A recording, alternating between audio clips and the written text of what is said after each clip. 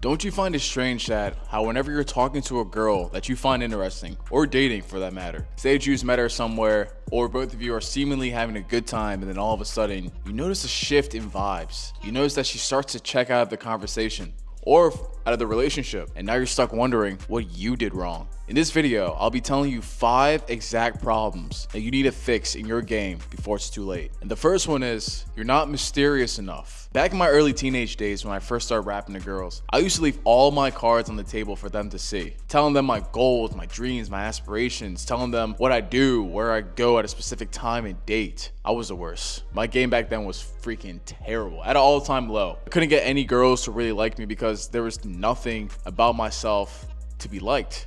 Nothing about myself was mysterious. I was overloading them with information that they needed to find out for themselves. It's sort of an unspoken rule when it comes to dating or attracting women to only speak about something pertaining to you when asked about it. That way it doesn't show that you're conceited and doesn't take away the opportunity for the girl to create a fantasy about who you are and what you could be. For example, say that you ask her what's the craziest thing that she's done, and she says she's been to 8 countries and she's learned like 4 languages. But wants to cross skydiving off her list. If you've been skydiving before, go ahead and mention that. Otherwise, don't mention anything else, like how you've been running with the bulls or how you've been to space, because none of those things are relevant to what she said, therefore revealing your cards too early. Wait until she asks what's the craziest thing that you've done, and then tell some of the things that you've done, but make sure to keep it at a minimum, so that way you're not overloading her with details about you from the jump. She can still create a fantasy about you in her mind with little bits of good information that she has of you. As men, we tend to nervously spew out nonsense information that doesn't pertain to the conversation, but by using this tactic, you'll be able to have her thinking about you constantly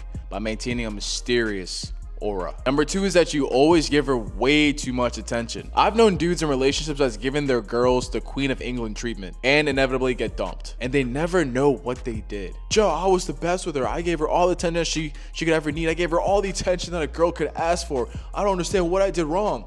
Let me explain. Just like number 1, you're overloading her. You're overloading her with so much attention that it feels suffocating to her, and she won't say it, but that's how she feels.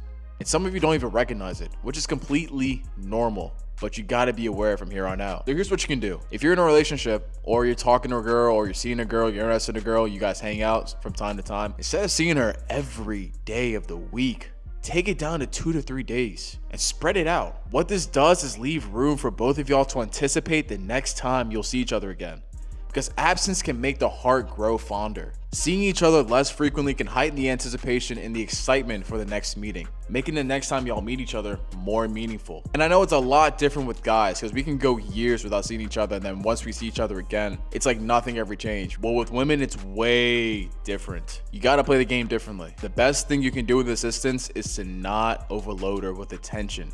Stop trying to constantly see her. Make her want you by being less available. The third thing you need to fix is your appearance. This one's a no-brainer. No girl is ever going to give you the time of day if your appearance is not on point. Even if you're a 10 on the inside. I'm sorry, it's just the way it is, all right? It's just the way it is. Now with your appearance, it has to be congruent to your nature, congruent to your true nature. And what I mean by that is that you have to wear clothes that only you know that you would wear. Something that fits your style, something that fits your character.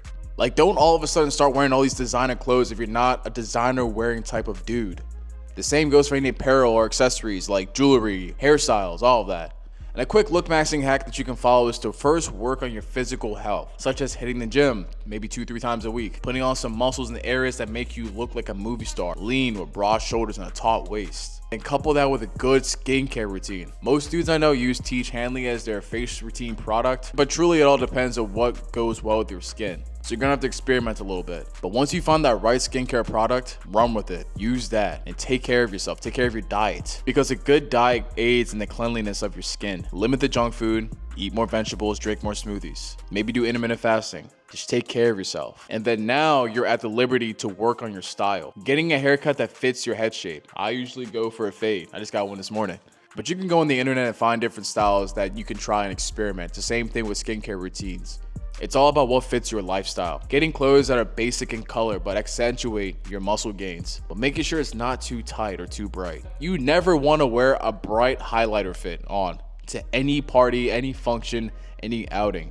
You'll get mocked. Unless you got the confidence to go for it, then by all means, do it. But for any regular schmegular person who's trying to embrace the looks maxing endeavor and walks the walk with confidence and feel confident in what they're wearing, no tight highlighter fits. Overall, you'll feel a boost in your confidence to talk to any woman you want with no fear because you put in the work. Number 4, you're not a rock. This one's a little tricky since it takes a lot of work to get accomplished. The ability to be calm in the face of the storm, the ability to be stoic. Stoic men often project a sense of stability and emotional control, which can make women feel secure in protecting their presence. And what any woman wants nowadays is a man that she can feel can protect her from any type of danger or any type of inconvenience for that matter. If you're one of those guys that loses their temper at the littlest of things, especially in front of a girl, man, you can kiss your chance goodbye. Having control over your emotions is just as important as having control over your body and your mind. But not being able to do so, you're showing her that you potentially cannot be trusted with something important because she won't know how you'll react. And that makes it very scary for her. Because as much as these feminists hate to admit, women need men as much as men need